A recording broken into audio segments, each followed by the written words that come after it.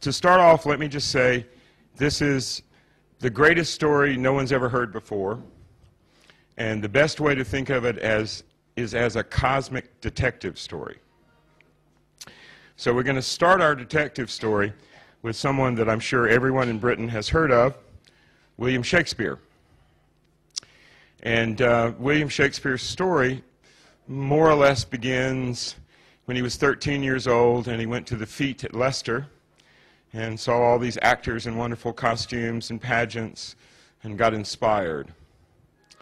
So we're going to jump over from 1577 to 1585, when a very young Shakespeare left his wife and young twins behind in Avon and went adventuring. And the supposition is that he went to London and became an actor and so forth, and eventually rose up through the ranks to become a famous playwright. But that supposition leaves the lost years sort of hanging, and it doesn't explain how Shakespeare, supposedly semi-educated peasant boy, was able to have all this wonderful occult knowledge, this wonderful knowledge of the world in his plays. And that gap of experience, that gap of time, if you will, is where everyone tends to go, oh, well, Shakespeare really wasn't Shakespeare. He was Bacon, he was De Vere, he was Marlowe. No, William Shakespeare was William Shakespeare. He just had a very interesting few years as a secret agent. Okay? And in those wonderful few years as a secret agent, he made friends with the most brilliant mind of the era, Dr. John Dee. And we can trace most of the stuff that is in Shakespeare that has no direct explanation to his years with Dee. Dee had the largest library in England, one of the largest libraries in Europe. And if there was any one place you could go to get everything from Ceremonial Magic of Agrippa to Holinshed's Chronicles to the history of the Irish race, it was Dee's library in Mortlake.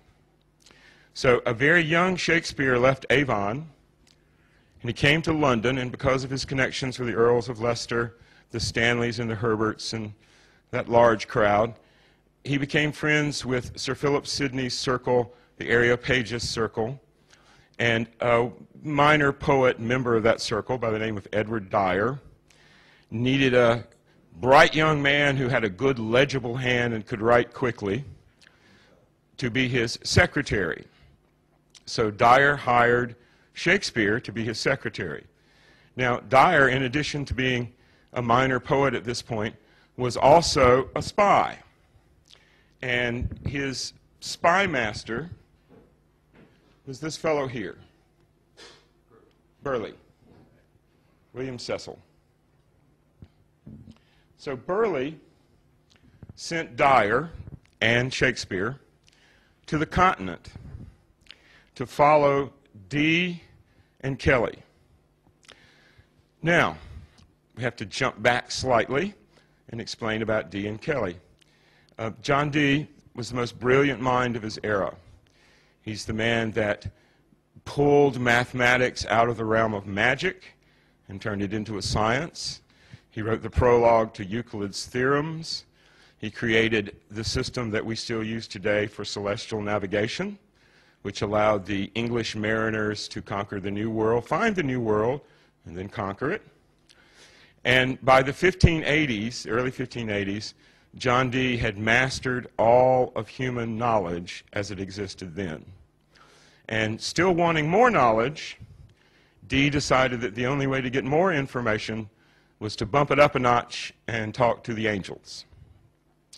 Now, in the 1560s, Dee had come across several works, one of whom was by the abbot of Spondheim, Trithemius, which codes and green language hid the core of how you do angelic communications. So Dee decided in the early 1580s that he would give it a shot, that he would talk to the angels. And pretty much as soon as he made this decision, an angel came rapping at his prayer room window, which was on the, what we would call in America, the third floor, you'd call it the second floor, of his house at Mortlake. And lo and behold, when he went and pulled the curtains back and opened the window, there was an angel floating in the air, and the angel handed him a shoe stone, a small round globe of rutilated smoky quartz. Now this shoe stone still exists.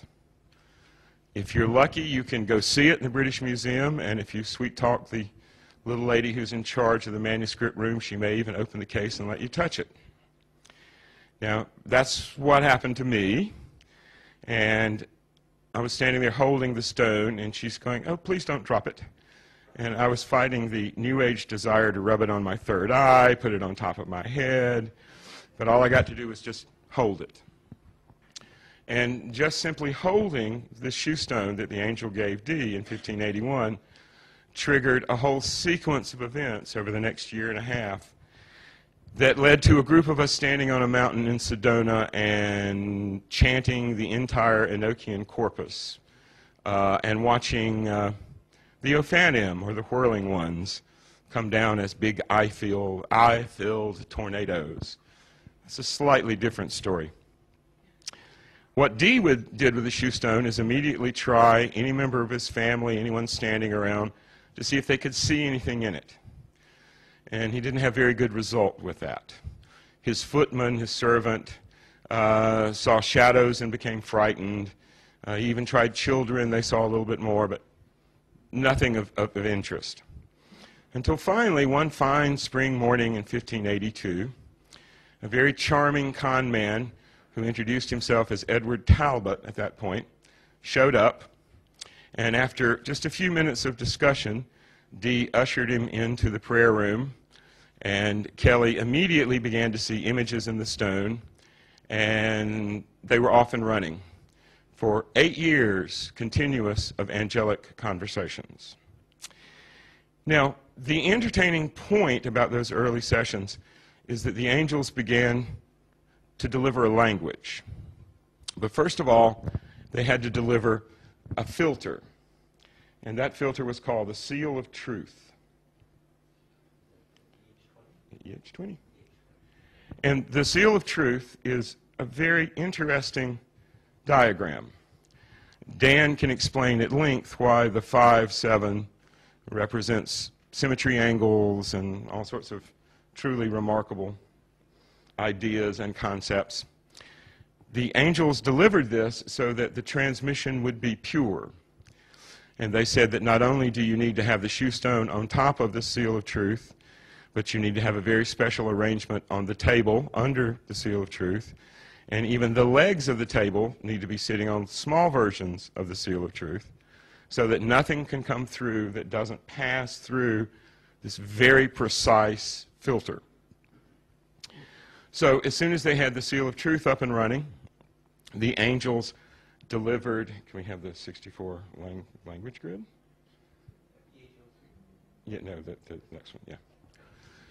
And Dee records that he had a piece of parchment in front of him, and on that piece of parchment, very slowly, like developing a photograph, appeared this grid of letters. Now, this is not the entire Enochian alphabet. This is the title of the Enochian letters.